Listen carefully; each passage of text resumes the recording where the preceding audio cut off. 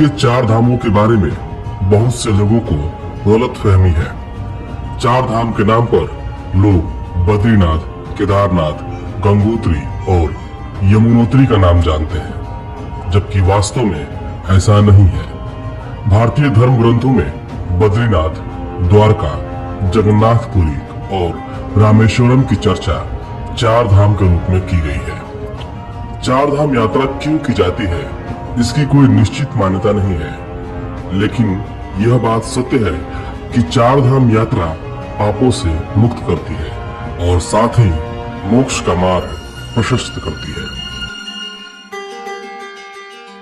तो आइए सबसे पहले आपको बताते हैं चार धामों में से एक बद्रीनाथ मंदिर के बारे में। बद्रीनाथ मंदिर उत्तराखंड के चमोली जनपद में अलकनंदा नदी के तट पर स्थित है।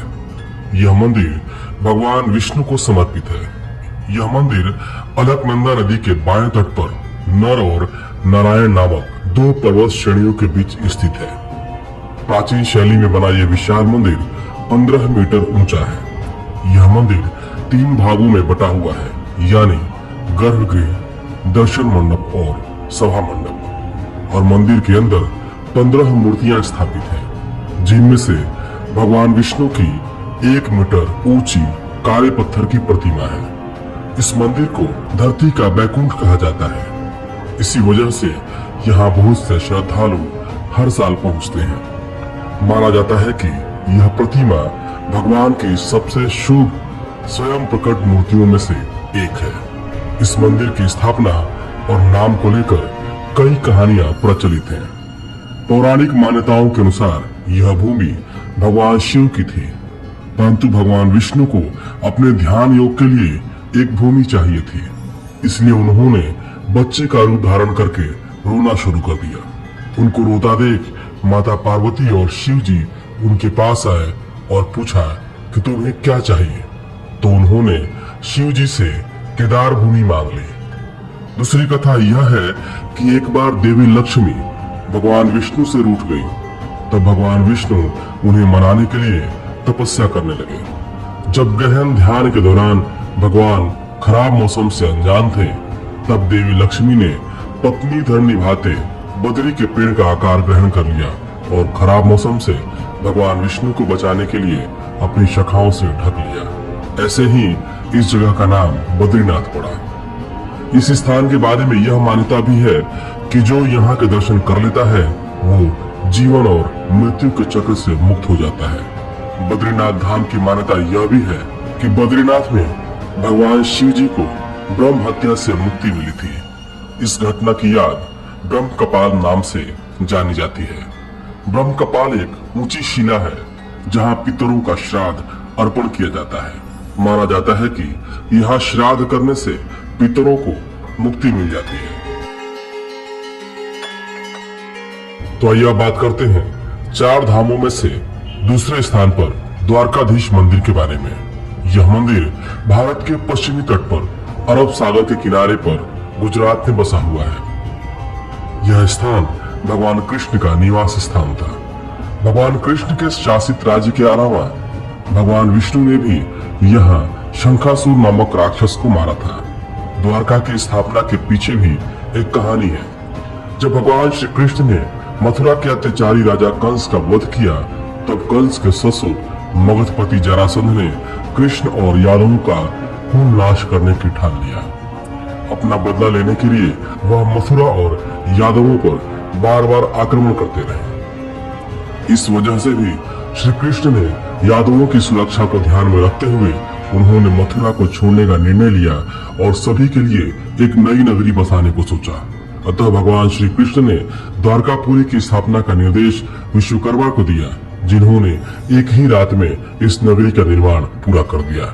उसके बाद श्री कृष्ण अपने सभी यादव बंधुओं के साथ द्वारकापुरी चले गए। श्री कृष्ण ने द्वारकापुरी पर 36 वर्ष तक शासन किया और जब श्री कृष्ण ने बैकुंठ प्रस्थान किया तो भगवान की यह नगरी स्वतः ही समुद्र में डूब गई और केवल श्री कृष्ण का मूल मंदिर ही बचा रहा। कहा जाता है कि आज भी उस नगरी के अवशेष समुद्र के भीतर मौजूद हैं, परंतु इस पर भी अलग अलग मत है। कहा जाता है कि नगरी के डूब जाने पर श्री कृष्ण के परपोते वज्रनाभ ने मुख्य मंदिर का निर्माण कराया, जो कि 2500 वर्ष पुराना है। यह मंदिर 7 मंजिला मंदिर है, जिसके 2 दरवाजे हैं, जिनका नाम है स्वर्ग द्वार और मोक्ष द्वार। इस मंदिर की ऊंचाई करीब 157 फीट है और इस मंदिर के ऊपर एक शिखर है जो 43 मीटर ऊंचा है, जिसके ऊपर एक विशाल ध्वज लगा हुआ है, जिस पर सूर्य और चंद्रमा बने हुए हैं। इस ध्वज की खासियत यह है कि यह इतना बड़ा है कि इसे 10 किलोमीटर की दूरी से भी देखा जा सकता है। इस ध्वज को दिन में 3 बार बदला जाता है।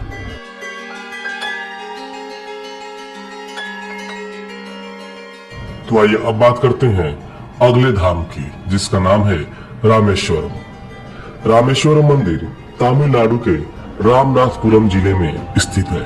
यह पवित्र धाम बंगाल की खाड़ी एवं अरब के सागर के संगम स्थल पर स्थित है। इस मंदिर की स्थापना के पीछे की कथा रामायण काल से जुड़ी है। पहली कथा के अनुसार जब श्री राम, लक्ष्मण, हनुमान और वानर सेना सहित लंका की ओर जा रहे थे, तो विजय प्राप्त करने के लिए उन्होंने समुद्र के किनारे शिवलिंग बनाकर भगवान शिव की पूजा की थी। इससे प्रसन्न होकर शिव जी ने श्री राम को विजय श्री का आशीर्वाद दिया था। आशीर्वाद मिलने के साथ ही श्री राम ने अनुरोध किया कि वे जन कल्याण के लिए सदैव इस ज्योतिर्लिंग रूप में निवास करें। उनकी इस प्रार्थना को भगवान शंकर ने सहर्ष स्वीकार कर लिया। रामेश्वरम मंदिर से जुड़ी एक और ऐतिहासिक कथा सामने आती है। रामायण के अनुसार माना जाता है कि भगवान राम जब माता सीता के साथ युद्ध करके वापस अयोध्या जा रहे थे, तो उन पर ब्रह्म हत्या का पाप लगने की बात कही गई। इस पाप से मुक्त होने के लिए उन्हें संतों ने भगवान शिव की आराधना करने की सलाह दी, परंतु द्वीप पर कोई शिव मंदिर न होने के कारण भगवान राम ने पवन पुत्र हनुमान को शिव जी की मूर्ति लेकर आने को भेज दिया। प्रभु राम की आज्ञा का पालन करते हुए हनुमान जी चले तो गए, परंतु वापस लौटने में उन्हें देर हो गई। ऐसे में माता सीता ने समुद्र के किनारे पड़ी रेत से ही शिवलिंग का निर्माण कर दिया।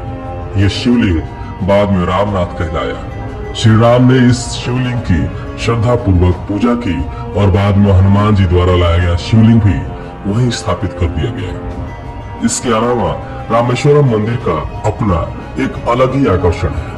इस मंदिर का गलियारा विश्व का सबसे बड़ा गलियारा माना जाता है। मंदिर के पास ही समुद्र में आज भी आदि सेतु के अवशेष दिखाई देते हैं, जिससे आमतौर पर राम सेतु के नाम से जाना जाता है।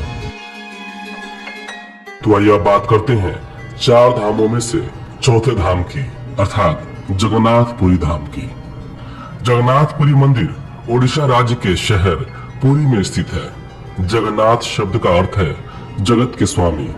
जगन्नाथपुरी मंदिर में मुख्यतः 3 देवता विराजमान हैं। भगवान जगन्नाथ, उनके बड़े भाई बलभद्र और उनकी बहन सुभद्रा।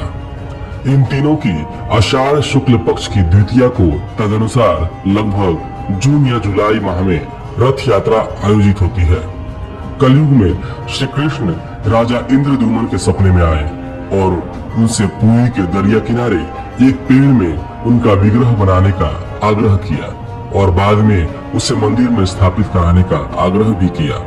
आदेशानुसार राजा इस काम के लिए एक बढ़ई को ढूंढने में व्यस्त हो गए। इस दौरान उन्हें एक बूढ़ा ब्राह्मण मिला, जिसने विग्रह को बनाने की इच्छा जताई, परंतु साथ में एक शर्त भी रखी।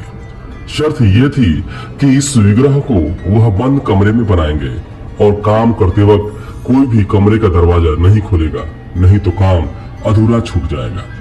काम शुरू हुआ। कुछ समय तक बंद कमरे से आवाज आई, परंतु कुछ समय बाद उस कमरे से काम की आवाज आनी बंद हो गई। राजा और रानी को संदेह होने लगा, कहीं उस बूढ़े व्यक्ति को कुछ हो तो नहीं गया। इस चिंता के चलते राजा ने उस कमरे का दरवाजा खोल दिया।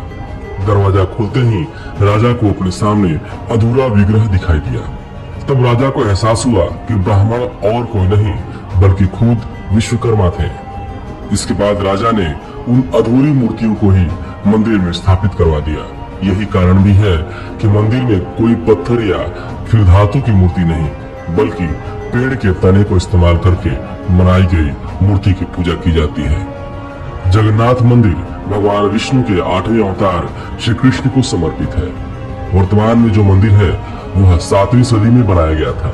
यह मंदिर अतीत में 3 बार टूट भी चुका है। इस मंदिर के संबंध में एक आश्चर्यजनक बात यह है कि मंदिर के ऊपर स्थित लाल ध्वज हमेशा हवा के विपरीत दिशा में लहराता है और इसका कारण आज तक स्पष्ट नहीं हो पाया। साथ ही इस मंदिर के शीर्ष पर स्थापित सुदर्शन चक्र भी अपने आप में खास है। पुरी में किसी भी स्थान से मंदिर के शीर्ष पर लगे सुदर्शन चक्र को अगर देखा जाए तो हमेशा यही लगता है कि वो हमारे सामने है। इस चक्र को नील चक्र भी कहा जाता है और यह अष्ट धातु से निर्मित है। हमने इस वीडियो में पवित्र 4 धामों की संक्षिप्त जानकारी देने की कोशिश की है। इन अलग अलग धामों की विस्तृत जानकारी के लिए हमारे इस चैनल पे अन्य वीडियोस को जरूर देखें, जिसका लिंक डिस्क्रिप्शन में और वीडियो